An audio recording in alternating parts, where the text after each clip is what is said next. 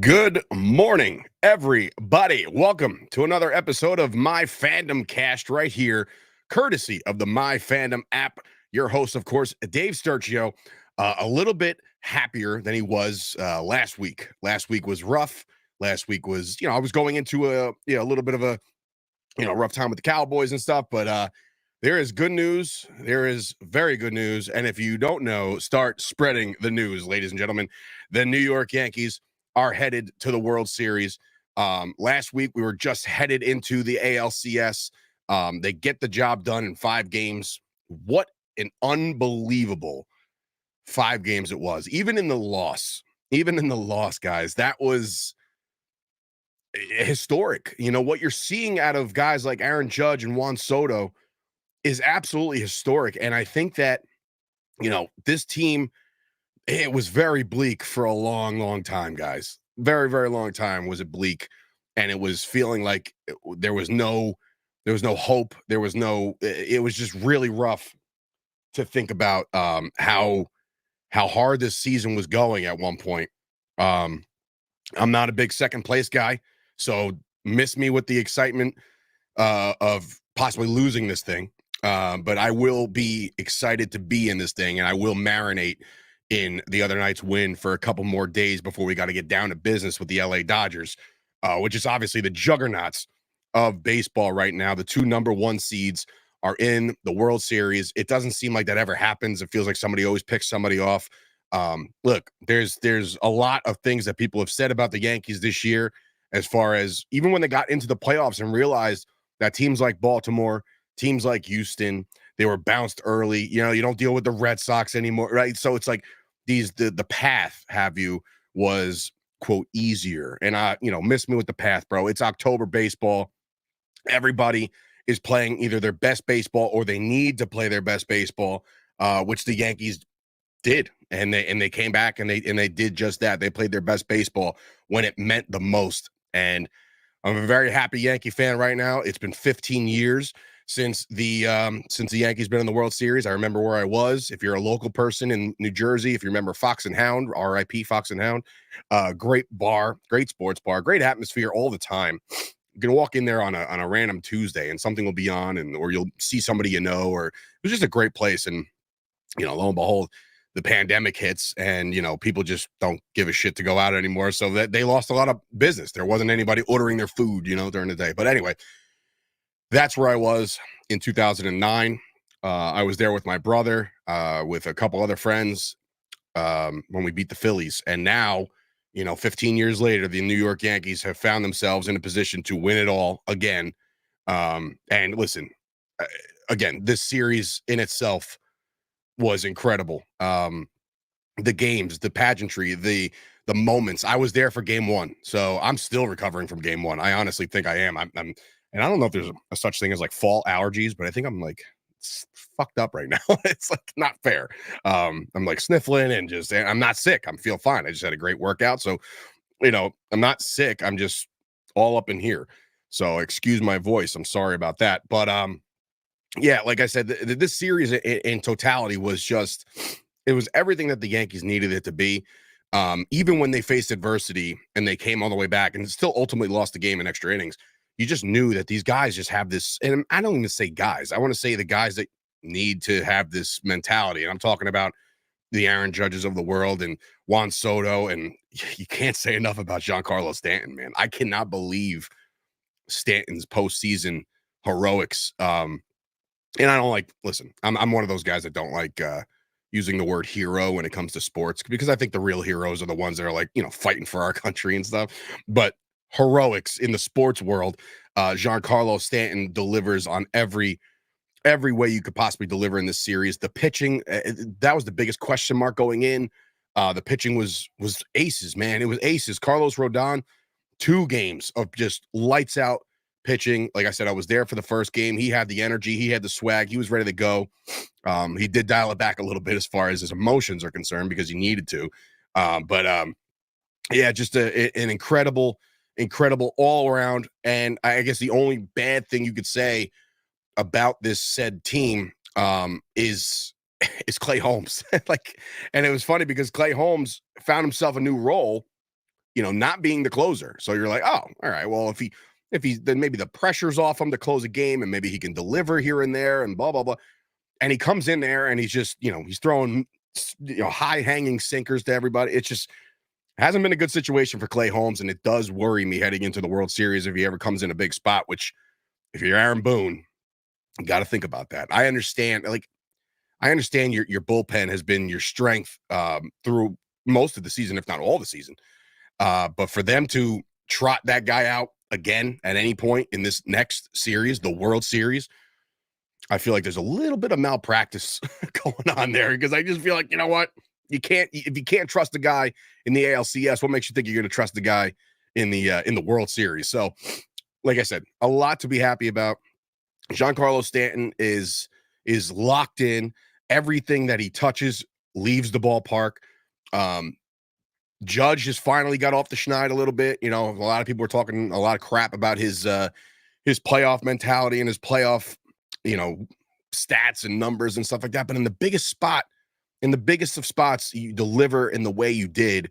And I think that's why you're the captain. You never get too high, you never get too low. You stay the course, and now you're in the World Series. So there's plenty of holes in the lineup that need to step up.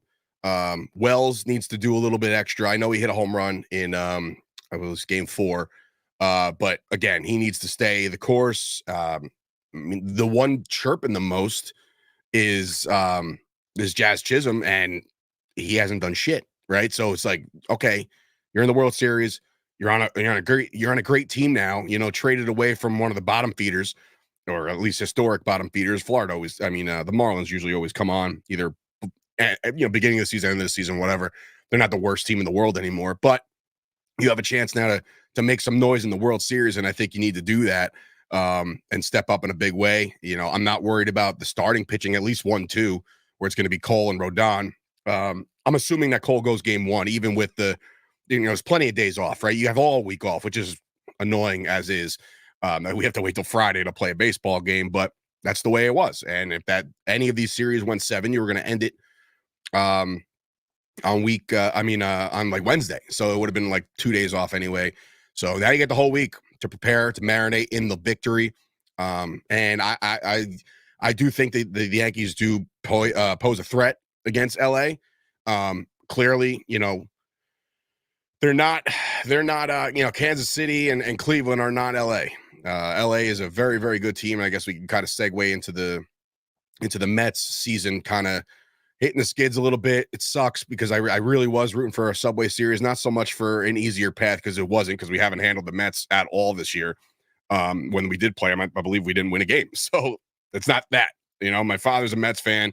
I got plenty of Mets friends that I root for. Imagine this. I know this is going to be a weird concept, but actually root for my friends' happiness. I don't get in their face when their team loses. Imagine that. I know, it's crazy concept. But I will say that the Mets had a fantastic, fun, unexpected year. Nobody said this. Nobody saw this. If you remember correctly, I think it was the owner who came out and said, like, yeah, we're rebuilding to compete in maybe 2025, 2026. He did not expect this team to do what they did. And kudos to the Mets fans. They went on a wild ride. I say that if it was the Yankees, I would be a little bit more pissed off. But the Mets, you can't be. If you're a Mets fan, you can't be mad at the success. Good morning, Zach. You can't be mad at the success of this team because, again, nobody wants to fall short, right? Nobody wants to fall short. But I will say that the Mets had themselves a fantastic year, top to bottom, had a lot of themes to it, whether it be Grimace or Oh My God or whatever. Lindor's home run against the Braves. Like, they had some moments, and they can definitely build off this. You add a couple pieces. Unfortunately, I think they're going to be very heavy into the Juan Soto sweepstakes.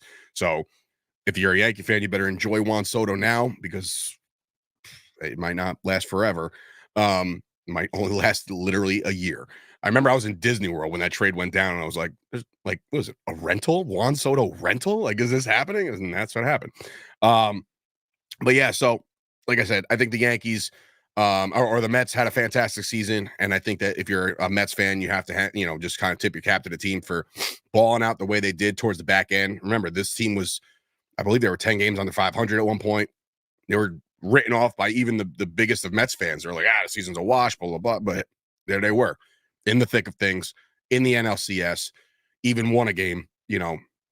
Nobody really picked the Mets. If you were a baseball fan from the outside, you would look at both rosters and say LA is just stacked compared to the Mets.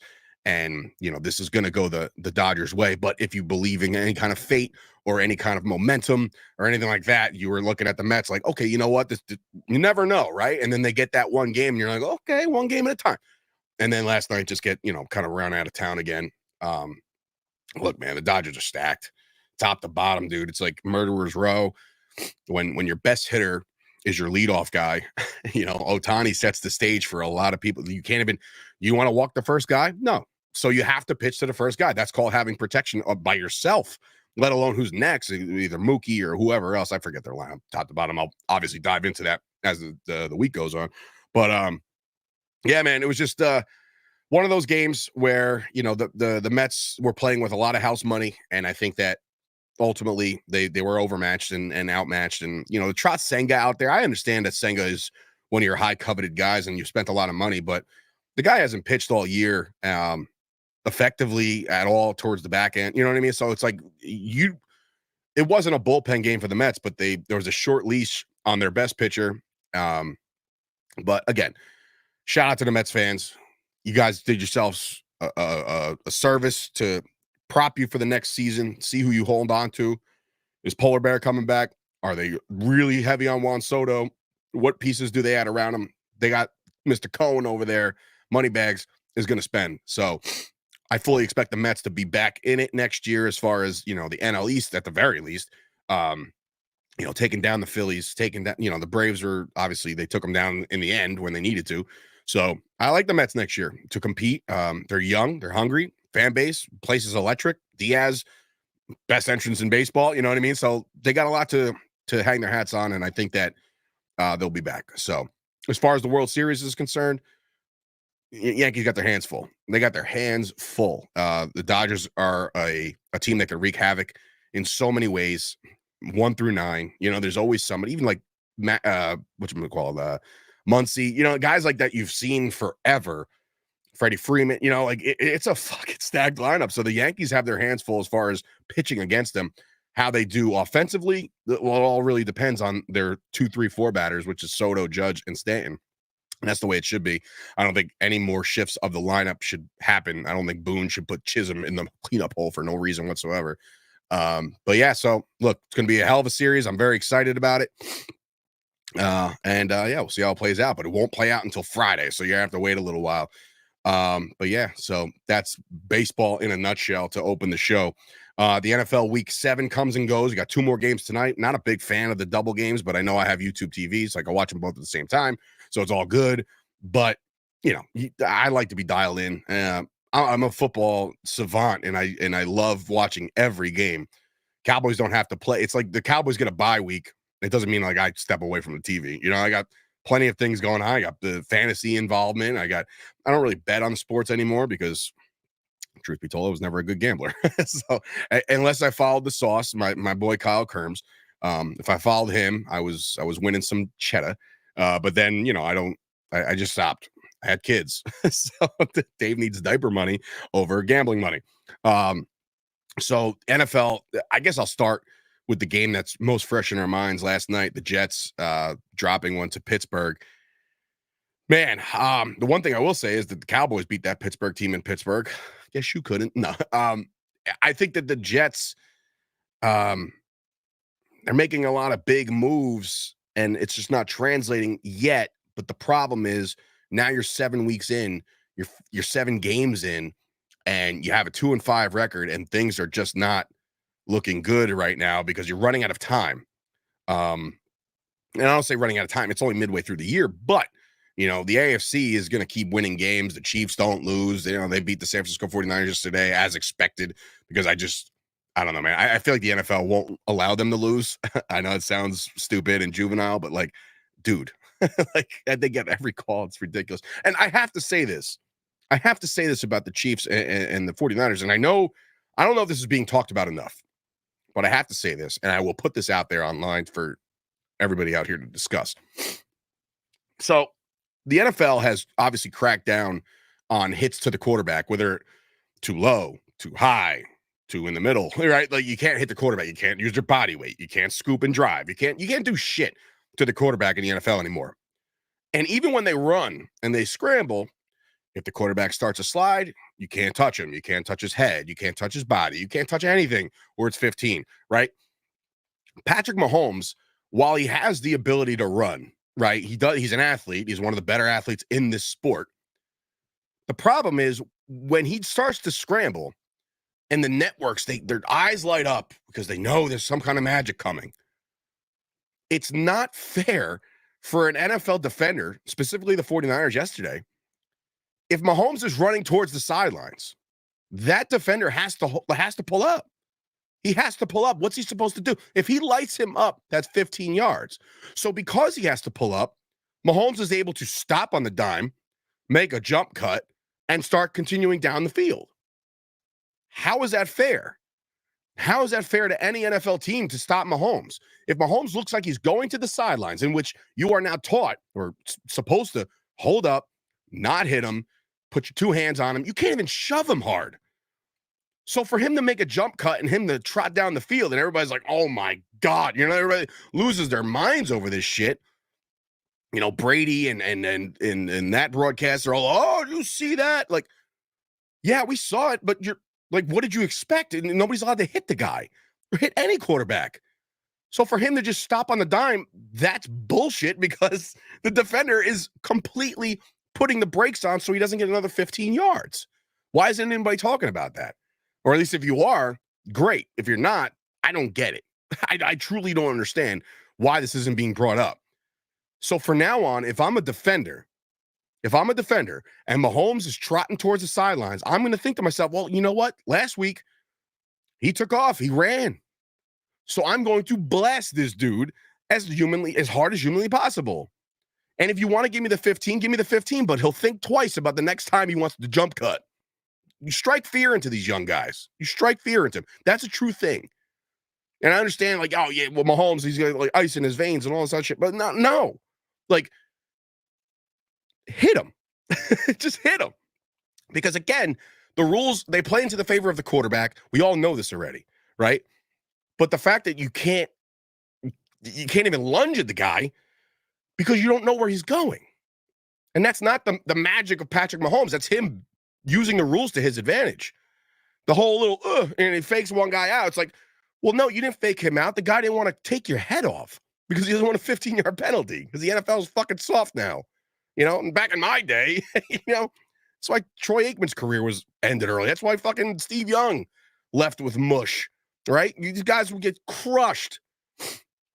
But no, can't do it now, especially not the golden boy Patrick Mahomes. You can't do that shit. So what do? You gotta let him run, I guess. That's bullshit. So anyway, I digress with that one. Back to the Jets. I think that they will ultimately gel.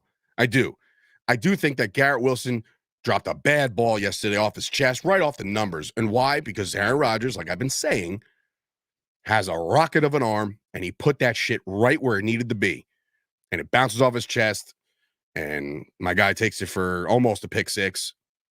But I think it gels. I think him and Devontae will get good with reps. Their running back tandem, they didn't use Allen enough yesterday. I feel like Breece Hall, look, he was on his A game. Trust me, he was playing great. But again, you want to spell that guy in because he's technically your bruiser. He's like the little Mighty Mouse guy, right? You have to get him in there. Coaching wise, like, you fired Saleh. Was it the right move to fire Saleh? I don't know. I don't know if it was the right move at the right time. Maybe you should have waited to the end of the season. I'm not sure. But if a change needed to be made, fine, there's your change. But again, they bring in a defensive-minded guy, just like Saleh was. So the offense, who now takes the play calling responsibilities away from Hackett, they did play. I want to say they played a little bit of a better offensive game. Yeah, but ultimately, you lost to Russ. And in the beginning of that game, Russ was cooked. He doesn't look good at all in the beginning of that game. Right. And then, of course, my favorite part of the broadcast, and this is Collinsworth special one-on-one, is that He he's, he's Russell Wilson is throwing the ball in the dirt for the first like 3 minutes of the game, right? And then all of a sudden he makes his dump pass to Fryermuth for like literally in the air, was 2 yards, 3 yards. And Collinsworth's the first. There's Russell Wilson. Welcome back. It's like, what do you mean, welcome back, dude? The guy's been spiking into the earth for the first 5 minutes of the game. Welcome back. Listen, we know who Russ is. We know what Russ was able to do in his prime, but now he's not Russell Wilson of old. Will he still drop one in the bucket once in a while? Absolutely. He's still an NFL quarterback. He's still very good. But like, for them to be like, there he is. Like, no, man. Like we all kind of saw what was happening. Like he stunk last night for a while. When George Pickens isn't bitching and moaning about the cornerbacks and shit and all the the penalties and whatnot, he's actually a really nasty wide receiver. He can high point the ball. He's a dog when he wants to be, but he's also very fragile, when it comes to his mentals right now. And I'm not dissing anybody with any kind of, instabilities or whatever, but you're on the NFL. That's the big stage now. Now you got to grow up. You got to grow up a little bit. You got to stop chirping at everybody. Just go out there and play ball, because when you do play ball, George, you are very good. Another great game that went down was Detroit. The Detroit Vikings game was incredible all the way to the end. Detroit is built for now. They are built for this season, and they have weapons everywhere. They almost gave it away. Montgomery almost gave it away, but the Vikings went into that one, the undefeated team. I no skin in the game on that one. I didn't care. But I just, I kind of want the NFC to level out a little bit. And I knew the Vikings would come down to earth, but they were still scoring points. And Sam Darnold is still actually playing legitimate football. Like it's not Sam Darnold anymore. This is the guy that people wanted. This is the guy that the Jets wanted, that the Panthers wanted, that the Niners wanted, wherever else he's been. Sam Darnold is playing good football. But again, Jared Goff, that team, they're stacked, man. They are absolutely stacked. And I fully believe that the NFC is going to run through Detroit at the end of the year. That's the way I'm seeing it. That NFC North is no fun. If you're an NFC North fan, like if you're, my business partner is a Packers fan, and I only know like 1-2 Vikings fans, and I know a Bears fan or two. And then the Detroit, I know a couple Detroit fans. These guys, that division is going to be great, right? It's going to be very, very fun down the stretch. Fun from an outsider. If you're in that division and you're a fan of a team in that division, it's going to be stressful all year long, because these teams are all very good. But, if you're me, now you have to deal with the NFC East, and it's not as bruising as it used to be. Jaden Daniels went down yesterday. It was only a matter of time. I don't root for injuries, but the dude is not built like certain quarterbacks out there. Like, he's not an Anthony Richardson. He's not a big dude, but Anthony Richardson can't also play quarterback at all either. Just ask my fantasy team, but somehow I might actually win. But I look at this Jaden Daniels. I said, look, man, they've done this before. They've had RG3, and RG3 was a lot of fun, but he was ran into the ground, So Jaden Daniels got to be careful with that. He's a very talented football player, but he's got to be careful of what he does to his body. And now a rib injury, that's not fucking fun if you're a quarterback, right? And who knows? He might miss some time, but Mariota went out there and did his thing. And again, it's the Panthers. So it's, Panthers are the bottom feeders of the NFL right now. But, they get it done again. The Eagles, Jesus Christ. I mean, I literally went into that game and I'm like, what? The Giants got a shot. I think the Giants have a shot. And let's prove that we didn't need Saquon and all this other shit, right? Damn. Like, Eagles went out there, scored at will. It was rough. Tough sledding for the Giants. If you're a Giants fan, you got to know that the season's kind of a wrap now. And you either have to focus in on now. Look, there was 10 minutes left in the game. I don't know how many people are talking about this, but there's 10 minutes left in the game. You're down big. And the change was made at quarterback. Daniel Jones was sent to the bench, and Drew Lock came in. I don't necessarily look at that as a benching of Daniel Jones. I just think the game is out of reach. And now you're just like, okay, let's see what we got in Drew. Go get him, kid.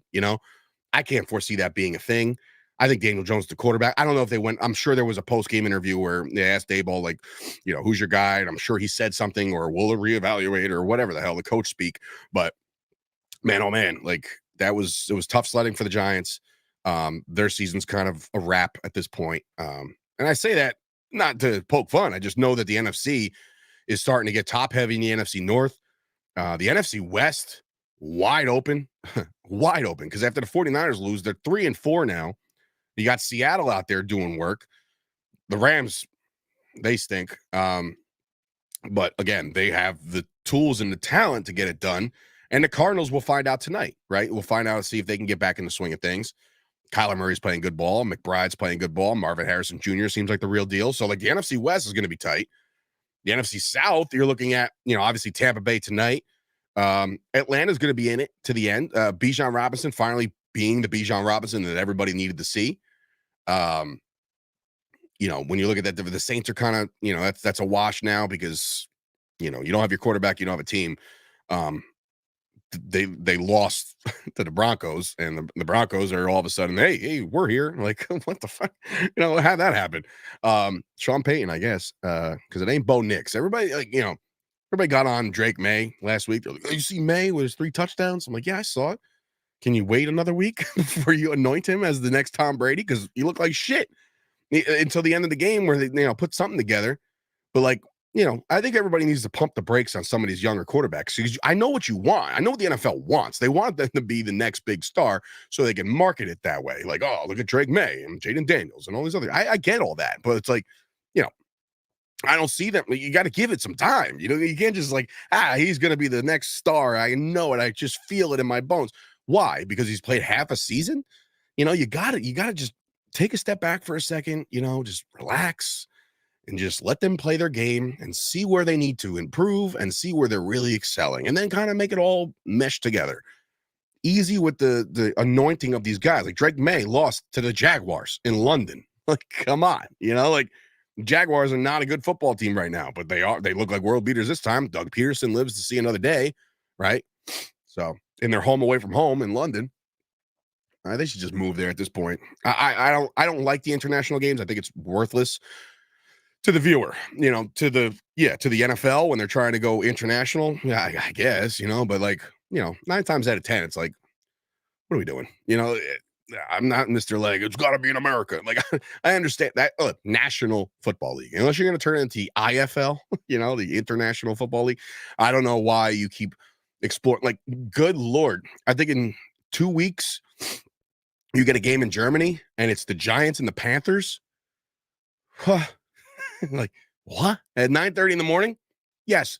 In the local scene, the Giant fan will be up, bacon, egg, and cheese on a hard roll, and, they'll watch the game. But, like, as a football guy, I'm not like, I'm going to watch the game, but I'm not, like, jonesing for it, Those teams are horrible. The Panthers are horrific. Except for Chuba Hubbard. He's carrying some football teams, fantasy football teams. Snooze Fest is right. I mean, right, 9:30 in the morning, I might still snooze. I might hit snooze a couple times. But yeah, I mean, that's the international shit just sucks. But what else? There was other games, obviously, I was watching. I have a problem with my fantasy team because I relied on Anthony Richardson to be good at the position of quarterback. And while I might escape, and I traded for Dak last week, but I don't even know, if there's going to be much of a difference, and I should be. But Richardson does not look like an NFL caliber quarterback. I understand they won the game, and it's great, but the Colts, who I thought were going to be a relatively big contender in the AFC, don't look it, but they could because of that division. You look at that division, and it's the Jaguars who stink. It's the Titans who are brutal, right? And it's like, all right, what else do we have? The Texans. Yeah, the Texans are the darlings of that division, right? The Texans are absolutely stacked, and Stroud is amazing, and it is what it is. But I will say that, when you look at the landscape of the league right now, points are down. I know they want more points, but they're not getting them, and I think that it's going to be one of those things where a couple of these teams are going to come down to earth eventually, right? I already feel like the Vikings might a little bit. The Chiefs, like we talked about before, the Chiefs just aren't losing, so that sucks. Yeah, Sam's coming in. He's talking about Anthony Richardson. He says, "Oh my God, he's terrible. He wasn't that great at Florida." Correct if I'm wrong. Listen, he was up for Heisman, right? I mean, guy's got skill, but it's not translating. He's very injury prone so far. He's been banged up, whether it be a shoulder or oblique or whatever. He's a Cam Newton size man. but he just can't throw the football. And I can't say that like, oh, well, he's lacked the receivers. Like, I understand Pittman got hurt and Josh Downs is still young and the tight end game is just kind of wishy-washy. So like, I get it. He doesn't have like a true number one yet, but like, I don't know, man. It doesn't look good for Anthony Richardson or the Colts, even with a win over Miami. Miami's going to lose their season because they're waiting too long. They're down to their fourth quarterback right now. And that's a wasted season for Tyreek Hill, Jalen Waddle, the entire 18 running backs they have. You know what I mean? Like, it's a wasted season for them because when you lose your guy and you're not prepared, this is what happened in 2020 with the Cowboys, and not to bring the Cowboys into everything, but like, if you don't have a formidable backup, which the Cowboys every time Romo got hurt, you knew the season was a wrap because like we never had a good backup. You need a Tyrod Taylor as your backup, right? For them to have the roll out there, Snoop Huntley, was it Mike White yesterday? No, it was Tim Boyle from the Jets. Like, they all the Jets cast off. Like, that's not going to win you football games. Not in the NFL, you know, in a rec league, maybe, right? But like, not here, not up in here. So the Dolphins season's slipping away. It was refreshing to see Amari Cooper catch a touchdown pass from Josh Allen yesterday. That was cool. I'm a big Amari Cooper fan. I wish the Cowboys would have made a play to bring him back, because now the Cowboys are kind of dealing with the fact that they don't have an identity to their second receiver. I understand Jalen Tolbert might be a thing, but like, we'll see. He's had a couple nice games, a couple big catches, but like, is anybody going to look at him like, oh shit, Tolbert's over there, got to put a guy over there? You know, it's like it's not a threat yet. Do I think he could be? Yeah, I do. But he just hasn't come into his own yet. But yeah, so Josh Allen, the Bills, another great performance out of them. You know, win or lose with those guys, I feel like they're always going to be in the thick of things. The AFC, once again, is going to be top heavy with Buffalo, Baltimore, Kansas City. Cincinnati is like one of those teams that are going to stick around, but they're not going to be any good down the stretch. When you start that low, that fast, I just don't, you know, I don't foresee it being a thing. We'll see. I'm just going to take a look at the old scoreboard from yesterday. Let's see. We talked about the Jaguars getting a big win. Seattle, big win in Atlanta. So that's always big. We talked about Buffalo just running Tennessee out of town. Again, there is one thing I wanted to talk about, and that's Deshaun Watson getting hurt. Now, Jameis Winston softly went off yesterday about like Cleveland faithful cheering Watson going down. There's a lot of things wrong with this world, and I'll bring up two examples of what I witnessed over just this past weekend. I'll start with Watson. Look, is Watson a dog, right? I don't know. Is he a dog? I don't know. But I will say that, you know, he was never charged. There was no jail time or anything like that, right? But everybody kind of looked at him like, okay, you know, how many more girls are going to come forward? So like, is he a piece of garbage? Maybe, right? But a guy that's out there getting his ass kicked every week, still putting his body on the line, and for the Cleveland Browns fans to cheer this, it just didn't sit well with me. And I know it didn't sit well with the NFL. It sure as shit didn't sit well with Jameis Winston. But you know, it's a terrible thing when any NFL athlete goes down, season-ending type shit like that.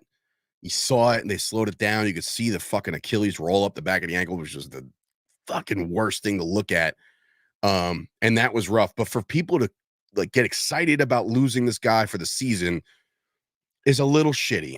Again, he ain't, you know, he's not a high quality citizen outside of the game of football. But again, nobody ever said, yep, you did it. 100% did it. You're a piece of garbage. Now because if he really, really did it, would he still be in the league right now? You know, did he serve his suspension and all that sort of shit? Yes. But I just, I don't know. Cheering a guy that gets hurt never sits well with me. Again, it's a unfortunate situation for the Browns. Jameis Winston will get in there. I know Dorian Thompson. I don't know. JRT, TRJ, whatever the fuck. Doesn't matter. It's the Browns. But I wouldn't laugh at the injury. It sucks. He's now, whenever anybody ever gets injured now, that's the shittier part. Because it's like if you get injured week 1 of the regular season, you're out for the year, you're expected to be ready for week 1 of the next year, just based off of normal timetables of recovery. When you get hurt in week 7, now the Browns are going to be like, oof, now what? And I thought that they were going to try to move on from him anyway after the season, somehow with that guaranteed contract. Ain't easy. But yeah, to cheer him going down, little bush league. Another topic I wanted to bring up before we get out of here today was the fact that in the bye week for the Dallas Cowboys, there was a ring discovered. And it was the ring that Dak Prescott put on his girlfriend, the mother of his child, right? So congratulations to Dak Prescott. Gets engaged over the bye week. What better way? He scouted this all out. He knew it in his head. He's a smart guy. He's like, when can I get engaged? I want to get engaged soon because I have my kid already. I don't want to be that guy. Well, I get it. I understand it. So let's wait to the bye week. Boom, engaged. The problem I have is with society, right? Because in come this influx of hatred of that's the only ring you're gonna get. Like, what is wrong with you people? Like, what is actually fucking wrong with you people? It's like, all right, look at your best friend, whoever your best friend is, male, female, doesn't matter. If they're down on their luck, but they're really successful at what they do, but right now it just seems bleak. Your friend's name is Billy. Billy works and makes $500,000 on Wall Street. So he's set financially. He's good, right? But he hasn't been able to deliver whatever, his next promotion in 5 years, right? But he's like, you know what, though? I have to get my life in line. Billy is going to go ask his girlfriend who has his kid, you know what? It's time to get married. Would you look at your best friend and the first thing that you say to him is like, yeah, well, you fucking suck at everything else. You might as well get engaged, right? Like, no, you wouldn't. You wouldn't. You shouldn't. Like, for anybody who, like, the comments were nauseating. And I understand that the Cowboys are 3-3 and they're down on their luck and they're not playing good football at home. Like, they're not playing good football overall. Dak Prescott's not playing all that well, right? As far as the stats are concerned and all the touchdown passes and shit like that. I understand all that. But the guy got engaged, his life achievement, and people are just drilling him to the point where they both had to, like, deactivate their social media because they couldn't enjoy the moment. They couldn't tell their friends and family because you savages out there are all over this guy for not winning a football game last week. Like, what is wrong with you? I cape up for Dak. I'm a big Dak guy. You can see Dak in the background on my thing right there. I got a great poster of him, pointing to my Lord and Savior Jesus Christ. But like, I don't get it. I don't understand that part of fanhood on my fandom, right? I don't understand it because it's brutal. It's Bush League, and it just goes to show. I also have a Dak Prescott signed mini helmet here. So I'm a big Dak guy, right? So I'm rooting for his success in every way, shape, and form because the guy has been through enough, right? And yes, does he have generational wealth to set up his kids? Yeah, he does. Especially in Texas, no state tax. We're good, right? But like, for you guys to jump down his throat after posting a picture of him getting engaged, or anybody who posted, because the media is the media, and they're going to cover this. They're going to say, oh, well, Dak Prescott got engaged. Oh, does that open up the fucking floodgates for you pieces of shit? And there it is, bro. And there it is. And Sam Grasso Jr. coming in. Sam's my guy. Problem with certain fans is that they forget that these athletes are humans too, and they have feelings. It's the truth. I know it sounds soft. And listen, I'm the first one to tell you that this country has become soft and the pussification is at its all-time high. However, there's a time and a place to not be a piece of shit to somebody when they have a life milestone and it's not to your liking. Say nothing. I know it's the cliche. If you don't have anything nice to say nothing, right? So stick with that, because you people out there drilling this guy for not delivering a Super Bowl yet, or not passing it this way, or throwing that pick here and blah blah blah blah blah. Oh, I bet you the ring got intercepted. Like, what are we doing? What's wrong with you? Fuck, it's got me all fired up, and I was in a good mood. I still in a mood. I'm in a very, very good mood. Go Yankees. But like, damn, dude, like, shit. Anyway, 2 more games tonight. The Packers get themselves a win. Big win for the Packers. Yeah, Packers get a win over Houston. Houston, again, they're the top of that division. It's going to be the top of that division for going forward. We talked about Philly. Nobody cares about the Rams getting a win. And that's really it. The games tonight, again, doubleheader, Monday Night Football. Yeah, like, yay, cool, more games. I get it. I don't have to worry about any kind of baseball right now, so it's cool. O'Connell has been actually put on the IR, according to what I got here. The Raiders they're putting Aiden O'Connell on the IR, so now it's Uncle Rico's team all over again. So we'll see about that. But Baltimore and Tampa Bay, 2 teams, 4-2. Both teams kind of playing really good football right now. Again, I don't know the spreads, nor do I care about the spread of the game, but because I'm going to watch it as a fan from the outside. But as the NFC fan that I am, go Ravens. I hope the Ravens win that game. And every time these other teams that have beaten the brakes off of Dallas get a big win, I'm just like, see, I told you they were good, right? So for the Lions to roll, I'm just like, yeah, buddy, like, keep going. And the Ravens, like, yeah, okay. But then the Saints turn into the Saints, and I'm just like, what happened there? Like, why is that a thing? And please, guys, with the Kamara to the Cowboys stuff, Jura is not making a move unless he's playing the biggest or trying to play the biggest poker face. We don't have an Aaron Rodgers to get in the face of the GM and say, go get me somebody. Dak's not going to do that. Dak's going to try to make the best of what he's got, and that's that. So everybody pump the brakes with the whole Kamara or anybody for that matter. All right, so go Ravens tonight. And then, of course, Arizona and the Chargers. Go Chargers, right? We'll take an AFC across the board tonight because that would help the Dallas Cowboys, who are, look, man, I'll talk more about that game on the Jersey Boys podcast that we record we'll record tomorrow. Talk about the 49ers. 49ers don't look like the 49ers. 49ers are now dealing with some injuries, so we'll see. I think Trent Williams should be suspended for the rest of the year, specifically this game. But yeah, so a lot of things to dive into. No baseball all week. Yeah, go. Yeah, I know you say go Buck, but listen, Bucks are looking good. I like Baker Mayfield, man. I've always been a fan of Baker.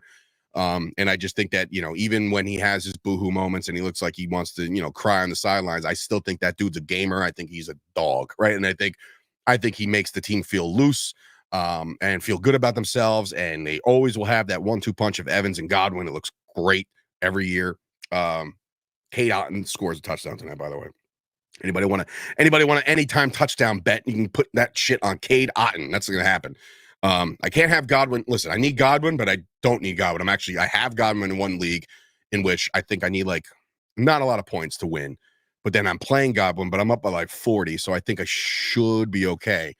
Yeah, it would be wonderful if both of my fantasy teams can win. That hasn't happened all year. I usually have a 1 win, 1 loss or 2 losses.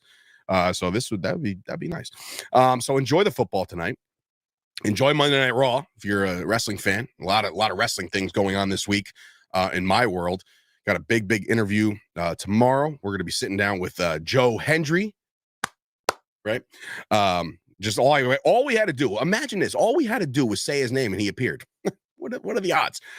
So we got Joe Hendry on the Wrestling Hour. And then we're sitting down with Mr. Eric Bischoff on Wednesday. So Wednesday, I'll be talking to Eric Bischoff on that podcast. So that'll be fun. So if you are a subscriber to this channel that you're watching it on YouTube, look for those interviews in the coming weeks. Should be a good interview. I've always been a big Eric Bischoff fan. Still am to this day. Anybody who thinks that he ran the team out, eat shit. A little hot in these rhinos. I just noticed I'm sweating through the new shirt here. I was given a shirt at pumpkin patching day or whatever. I took my kids. They're like, can you fill this out? And I'm like, fill it out for what? And you're like, we're trying to tell people to come live in Pennsylvania. I was like, what do I get if I fill it out? Well, you can get a beanie or a shirt. I was like, oh, I don't want a beanie. So yeah, just give me a shirt. So that was a lot of fun. Yeah. So that's that. That is my Phantom Cast, a 45-minute banger here on a Monday morning. I hope you guys enjoy the rest of your week. Stay healthy, stay safe. Enjoy the football tonight. Enjoy the World Series game 1 and 2. Before we talk again, there'll be 2 games done in the bank. I think it's Friday, Saturday. Friday, Saturday, Monday, Tuesday, Wednesday, Friday, Saturday again. I think that's the schedule. So we get to wait, and we'll talk about the first 2 games of the series that will happen in LA. So we're going back to Cali are the New York Yankees. So with that, for Dave Sturcio and of course everybody at My Fandom, be sure to download the app, Do that. I think it's cool. I think it's a very cool app. If you've ever thought about, hey, how can I possibly put all my sports memories in one spot where I'll never lose them? Facebook might flag it. Instagram might do this. This one might do that. Twitter stinks sometimes, but sometimes it's cool, or X or whatever you want to call it. But sometimes you just need a place to put all your sports stuff. So if you ever been to a sports game, log the game. It compiles a list for you. You put all the pictures. You'll never lose these memories with the My Fandom app. Go download that today for iOS, coming to Android within a week, I believe. And we're really kicking ass over there, finally in full gear. And we're not talking about AEW's full gear. We're not. They lost all credibility to me. AEW is officially dead to me. For so many reasons. I mean, again, there are people down there that I love, that I hope succeed, and I hope do so well. And I'll call them Anthony Bowens, Max, MJF, guys that I know that I came up with, guys like Boulder and Beefcake and Bronson. Those guys, they're all great. They're all great. Anybody gets signed down there, awesome. However, you sold your soul to these weirdo Costco guys. People just don't know the real story about them, and that sucks. I think that it's another example. I'm not going to go on a rant here. Maybe I will. It's another example of relevancy right now, selling clicks. Look, the Mets did it. The Mets did it by doing the bringing out the Hawk Tua girl to throw out the first pitch. Did anybody actually put some thought behind that? What if a little girl is at the game and she goes, "Who is that, mommy? Daddy, who is that?" And they have to say, oh, well, that's just a girl who got popular by telling everybody how she blows people. That's what it was. That's what it was. So now you got the Costco guys who are bringing the boom, right? And they're not good people. They rented my studio, okay? This is a true story. They rented my studio to record whatever the fuck they're going to do next, right? Some new song that they're dropping tracks. They got new characters, this, that, and the third. They're trying to evolve because they know the boom thing is going to get old soon. And once that's over, your 15 minutes of fame is also over. So you better bank all that money, Big Justice and AJ and whoever else. But they're just nasty people. Nasty fucking people. They went to my studio, and I remember they rolled like 10 deep. It was AJ. It was the kid. It was the Rizzler guy. It was, I say Rizzler guy. He's a little kid that looks unhealthy as all hell. Again, like this you're promoting this shit. You're like, oh, look at this guy. Look at this little fat kid. Dude is going to hurt. You can't play sports. Like, he's just a fucking little fat kid. That sucks. I was that kid. That's not fun. Eventually, he's going to be made fun of. So can we put him on a better diet? And I'm not fat shaming him. I'm just saying he doesn't look good. He doesn't look healthy. He doesn't look like he can breathe when he sleeps. It's the truth. But anyway, these guys came into my studio. They made themselves at home. They had one guy who was one of the dancing dudes. He's sitting on my table. I have 85 chairs in my studio. He decides to sit Indian style on my table as if, don't you know who we are? Have you seen TikTok? You don't know who we are? We could do whatever we want. And the dad was treating everybody like shit if they messed up their lines because they're recording. It took like 15 takes a person. And I had to record all this shit, right? And the dad is just fuming out the ears, making everybody uncomfortable. They brought their 99-year-old mother, somebody's mom, either AJ's or the wife's, I don't know. But she's in the next song. So they're like, oh, mom, you get here's your lines. Oh, I can't read that. So guess what? Out of the kindness of my heart, I took her lines. I typed it out for her, printed it out, said, here's your lines. I'm trying to help you guys out. Why not? I should have charged them so much more, right? They're just not good people. And then the daughter, I don't even know how old she is. I think she might be like 16, 17, maybe. I don't know. But she refers to her dad to me as daddy. No flags there, no red flags there. She's like, daddy wants it this way. He's nowhere to be found. She's in my office trying to tell me which edits or takes to do. And she's like, daddy wants it this way. Dad, I'm like, what the fuck? What? Who are you people? Right? And then they do all their TikTok dances. And I say, hey, do me a favor. If you can, if you find it in your big boom hearts to tag my studio, give my business a plug. I gave you a nice discounted rate. I meant nasty in a good way, like a nasty good rate, right? I gave you guys a good rate. Can you just say, hey, this is filmed at Chop Studios? No, they can't do that. No. But they're throwing out the first pitch of this one. They're going to AEW to wrestle. They're going to fucking this one over here. And dude, who was it? Somebody hits a game-winning field goal last night, and they do the boom dance, and I wanted to throw my phone across the room. I was like, no, please, God. So it's like these people, I don't bag on the OnlyFans people, but guess what, guys? Internet is forever. I don't know if anybody notices this. Your little son and daughter and everybody, you're spreading your ass cheeks out for OnlyFans, and yet, guess what? Your son one day is going to go exploring, and that's mom. That's wrong by all stretches of the imagination. It's wrong.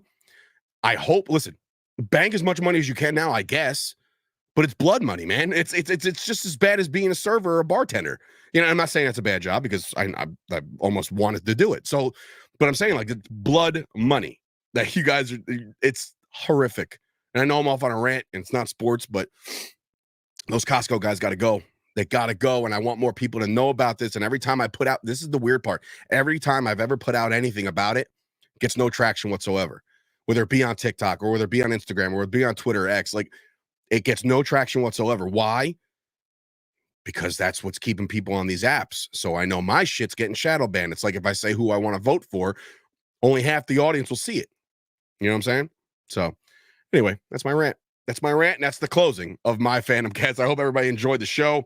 I know I had about 70 people watching at one point. That was cool. That's very humbling, and it's awesome that you guys decided to take the time to listen to my horrific voice today. Again, dealing with some kind of allergy bullshit. I'm not sick. I had a great workout, so that's that. So hope you guys enjoyed. Thank you for watching. Please like the video, retweet this if on Twitter. If you're on Facebook, like it. All that good shit. Got a lot going on this week. Thank you as well as all the people who tuned in and chimed in, whether it's Zach or my boy Sam. Like, you guys are great. Thank you for watching. I appreciate y'all. And have yourselves a good, fantastic Monday. Let's go Yankees.